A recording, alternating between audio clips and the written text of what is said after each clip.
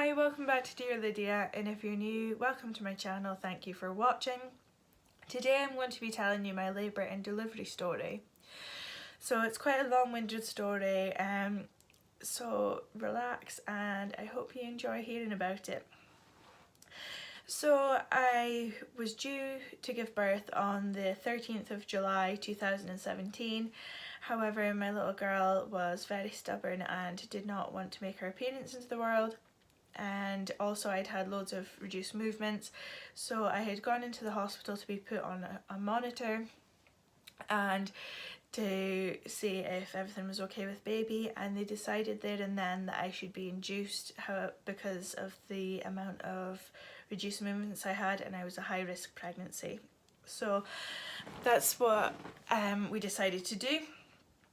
When I was in the hospital, I believe it was a Thursday evening. I got it wrong, it was most definitely not a Thursday, as you'll see in the rest of the video.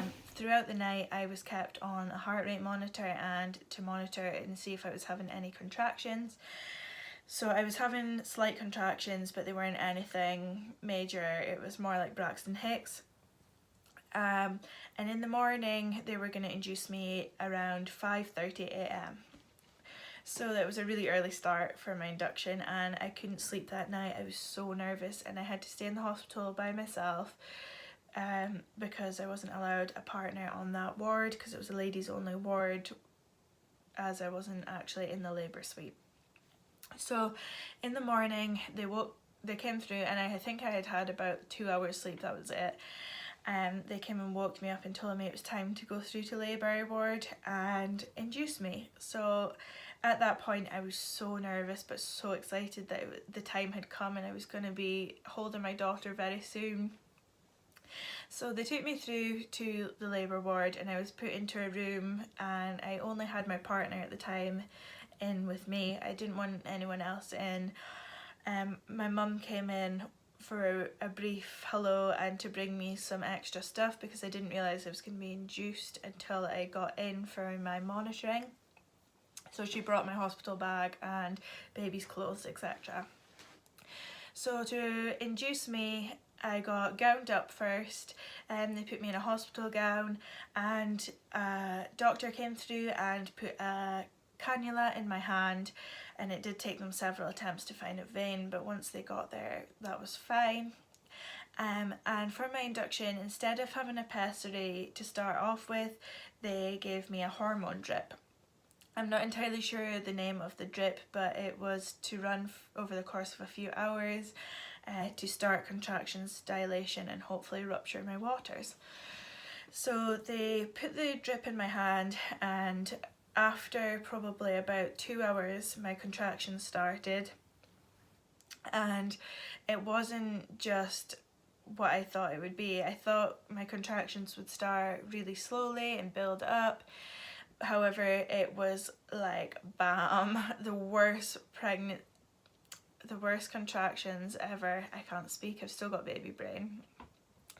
The contractions were so strong, so close together, and I was in agony. It was not just my stomach that felt the contractions, I was getting really bad back pains, and it was overall just a really horrible experience, if I'm honest. I don't want to put people off if you're due your child soon, but I had the worst labour and delivery possible. So after the contractions had started, a doctor came to examine me and see how far dilated I was, and I was dilated to 2 centimetres, which I was really disappointed and couldn't believe because I was in so much pain. But he said that's basically what the hormone drip does. It's meant to give you strong contractions, and that helps push the baby down. So I kept going, and I had asked for some gas and air just to take the edge off the contractions because they were really intense. I think they were every 2 minutes and they were about 30 seconds long, roughly 25 to 30 seconds long. So the gas and air did take the edge off of my contractions. So I kept going with that. The doctor then decided that I should get my waters ruptured because it might speed the process up a little bit. So they took an instrument which was probably about this long and it's got like a little plastic hook on the end. I think it's plastic, it looks plastic, and they insert it, and the hook is meant to catch the waters and they will burst. So that's what happened, and it took a couple of attempts for them to manage to do it, and when they did, it was just a slow release to start off with, and I couldn't believe that that was it. It wasn't a very nice feeling, but I was so glad it did relieve some of the pressure in my stomach, and that was great. So I was probably then waiting on the bed, just going with my gas and air for a further hour and a half, and I decided to get up and bounce on the birthing ball to see if that would speed up the process and help me dilate.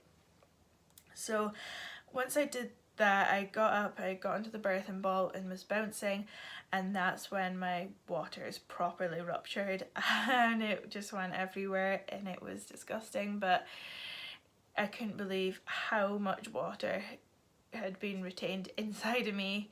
It was ridiculous, but that the poor midwife cleaning that up, I felt so bad, but I know they see it all the time. So once that had happened, I continued bouncing on the birthing ball, and probably an hour after that I got examined again and had dilated a further centimetre, so I was 3 centimetres. And they couldn't understand why my contractions were so strong and so close together, but I wasn't really dilating very fast. So they advised me to get on all fours on the bed and rock, and see if the gravity would help push baby down. I tried that and it didn't really work either, so they said they would come back in a few hours and see how I was progressing. So they went away and left me, and it was just me and my partner in the room. And I was puffing away on my gas and air, and the contractions were just getting really intense. So I had called on my buzzer and asked if I could have some morphine. So they came and gave me some morphine, but that made me really, really sick. I was violently sick a few times, and it made me feel ill, so I didn't really want any more doses of that. And then I decided that I would like to have the remifentanil. So I asked for remifentanil, however they didn't have any in the labour ward that they could use for me, so they told me I could have an epidural, or I could try, there was another form of medicine that I could try, I'm not exactly sure the name of it. So my birthing plan went out the window, and I decided to give in and have the epidural, which I was really disappointed in myself for doing. However, it did make a big difference, and it took the edge off of the back pains that I was having. So the anesthesiologist came in, I believe that's what he's called, and prepped me for my epidural. And I was really, really anxious at this point. I'm terrified of getting needles, and if you've ever seen an epidural, it's quite intimidating, and the needle is quite big, but I knew that it was something that I needed because I just have got the worst pain threshold. So I gave in, and while they were doing the epidural, I had this massive contraction, and I was really frightened because I had moved. I was worried that I was gonna get paralysed. It sounds awful thinking about it now, and if I had to do it again, I don't think I would have got the epidural. However, at that point in time, I was in so much pain I didn't really care. I was throw pain meds at me because I was in agony. So once I got the epidural, I was bed bound. You can't feel from about the waist down, or I would say maybe a bit higher than my waist down, and a catheter was inserted because I wasn't able to use the bathroom, because I wasn't able to get up and move about. I couldn't feel my legs. This was probably about 8 hours into my induction. A doctor came back and re-examined me, and I hadn't dilated any further than a 3. I was really frustrated at this point, and I knew that labour took a long time, but I couldn't understand why my body wasn't working and doing what it was supposed to be doing. So I did get a little bit upset, and my midwife was so supportive, and she was really, really nice, and she calmed me down a lot. And she explained that induction is a lot harder and a longer route than your body going naturally itself. So that kind of perked me up a little bit, and I knew that I wasn't a failure and I just needed to keep going. And I didn't really have much option. We needed to wait for this baby to come naturally. I continued to wait it out. I think I had a little sleep for a while, and then about 12 hours into my induction, my midwife came back through to see if I dilated any more, and I had dilated to a 4. Thank goodness, 4 hours later. So I knew that this was going to be a really long night. You've got to be 10 centimetres before pushing, and I was only at a 4 after 12 hours. So they left me again, kept coming back in to check on me every so often, and after 19 hours of induction, they said to me that I should really be dilated a lot further than what I was. I was 4.5 to 5 centimetres dilated. At this point I was really upset and down about it, wondering what I could do to make the process speed up or help baby be born, but there's not really much you can do apart from waiting it out. And then 20 hours after my induction and water ruptures, the baby's heart rate was going up and down like crazy. She was in distress, so I was rushed away to theatre for an emergency cesarean, which I wouldn't wish on anyone. It was a really frightening experience. They wouldn't really tell me what was going on because they didn't want to freak me out, but it was making me a lot more scared not knowing. And the baby's dad, Lewis, had to be put into another room to get his scrubs on, and I was in theatre by myself at this point, getting prepped for my emergency cesarean, and it was really frightening being in there alone and without my partner. And there was probably about 15 other people. There was doctors, nurses, there was I think there was a NICU nurse just in case, because it was an emergency cesarean. There might have been complications with the baby. I was just terrified, and because I was terrified I was sort of flapping my arms about a little bit, and they had to tie my arms out, so I was lying on the surgery bed like this with my arms tied down, and it was really upsetting. This is not how I pictured my perfect labour and delivery to be. Nobody wants an emergency cesarean. It's not ideal and it's not the nicest situation.